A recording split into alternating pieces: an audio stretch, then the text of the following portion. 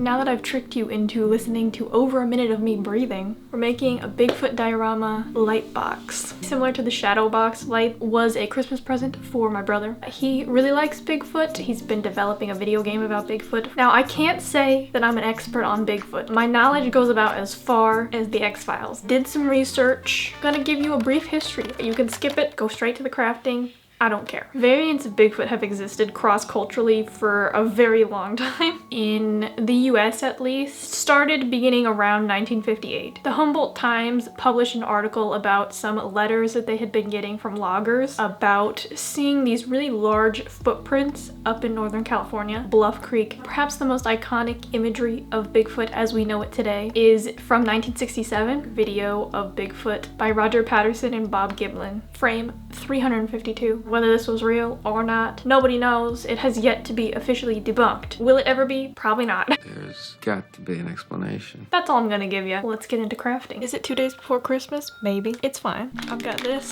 I've got these. Again, from the dollar store. Wood planks, which were super hard to find. They were the last ones in the store when I got them. A strand of Christmas lights, because I wanted this to be able to plug in rather than run on batteries. This is a relatively short strand. Luckily, the strip lights are definitely the best to use. They can be a little pricey when all you got is dollar store lights. Listen, you can make it work. This is also from the dollar store crafts. The first thing that we needed to do was build the actual light box. I am working with relatively small rectangles, so to build the back piece I needed to wood glue 2 of them together. We got our giant clamp here.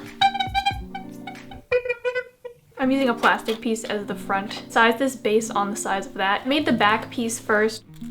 2 of the wood sides have to be longer and they'll go on the outside, and then the 2 other pieces on the inside are a little bit shorter. The lights are going to be attached onto this back piece, so I needed a little hole at the bottom to thread the cord through. Filed around the edges a little bit. These are built like a softbox. That means the interior between where the lights are going to be and the diffusion is going to be needs to be painted white to bounce the most light around the box. So I measured to where I would put the diffusion, trying to maximize the distance from the light source. The farther away the diffusion is from the light source, the more even and soft the light will be. I took all of the interiors of the side pieces and painted up to that point in white, and then the outer part that we would see in the diorama I painted brown. And then I had to lay the lights. Essentially, I just hot glued them in a really weird pattern that doesn't really make any sense. Just tried to space them as evenly as possible so that I would get the most amount of even light throughout. So it's a mess, but at least the light's kind of even. And this just feeds right through this hole here. Then I need to assemble the outside box together. You know how this works. I use wood glue, stuck it together. Oh. A house of cards is falling. I'm gonna figure this out. This in here and clamp this side. Clamped it with these giant clamps. Way too big for the box, but listen, you use what you got. Now we wait. Time to add the parchment paper. Now this is definitely the hardest part of this whole process in my opinion. Laid in the parchment paper and stapled along the line that I had drawn out around the box. There's no staple.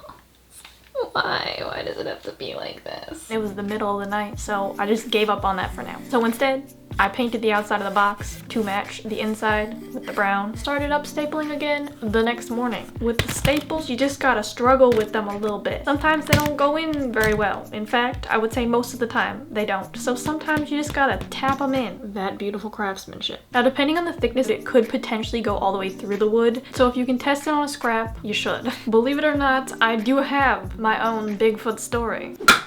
Let me set the scene. My friend lived on the Air Force Base and she was having a Halloween party. The way that the Air Force Base works, they kind of decide which day you can go trick-or-treating. This wasn't actually on Halloween. Does that matter? I don't know. So there was a whole group of us and we were all out trick-or-treating. I had a pirate costume on. It was awful. So we're walking down this street. This road did not have very many houses. Behind that, there was a whole patch of woods. It was nighttime, of course. The street was lit by several streetlights. We're walking down the road and suddenly, out of nowhere, we see a figure in the distance running across the road. It looks like someone in a Sasquatch costume. And where did it go? Straight into the wooded area. Everyone saw it. We're yelling, "Sasquatch, come back." I truly do not know where he disappeared to after that. What can we conclude from this? Was it someone in a Sasquatch costume having some fun on Halloween? Yes, probably. Or is that what it wanted us to think? And that's my story. If anyone has their own Bigfoot story, please, I beg you, please leave it. The fun part, the diorama. Collected some sticks from outside, using them as trees.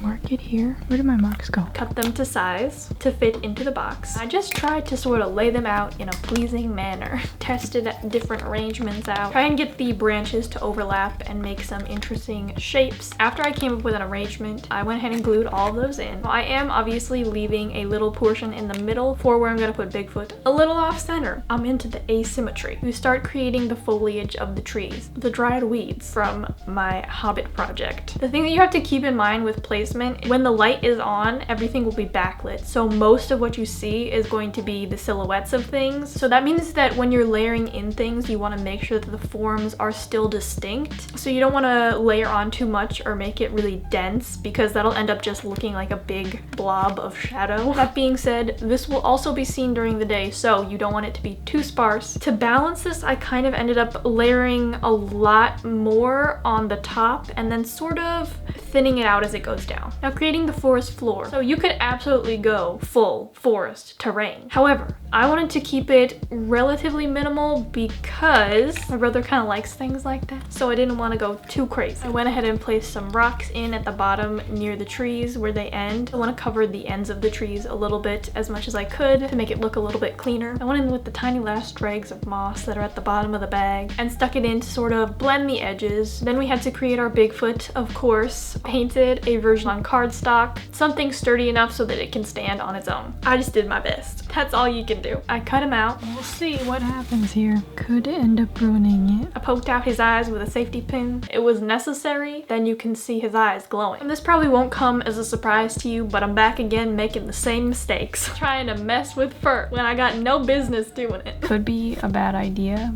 but honestly, we're gonna do it either way, so. I started by doing the back so that I could test it. Glued on some tiny clusters that I trimmed. I ended up clustering a lot of it on his chest. Honestly, I don't even know if it's that noticeable in the end. I tried. So what is essential when you're making something with Bigfoot?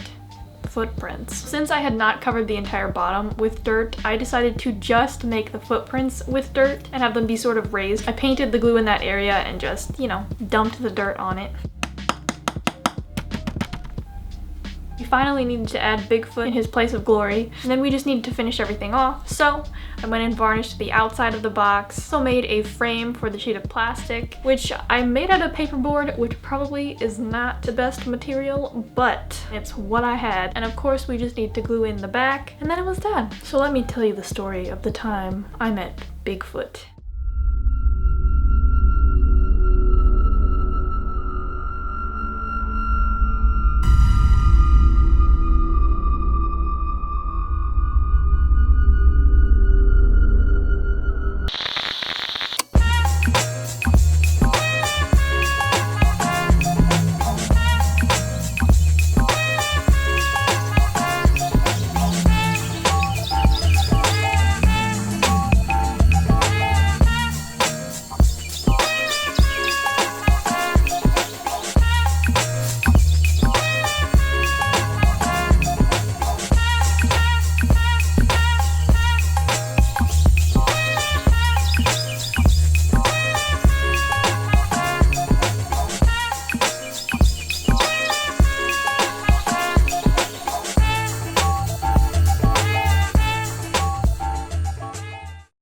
that was the second light box that I've ever made. It kind of reminds me a little bit of Where the Wild Things Are. I think it has that sort of storybook quality to it in some ways. The Bigfoot probably could have been better. I feel like the craftsmanship always leaves just a little bit to be desired, but you know what? If it looks okay on the outside, then it's fine. Even big corporations have the same philosophy. I'm looking at you, Apple. Honestly, I really doubt it for this project, but if anybody makes this, please send it to me. Believe it or not, I do think this is a little bit of a simpler project. I don't know if you can tell considering how chaotic this was. I usually don't say this, but I feel like it's necessary this time. Thanks for squatching.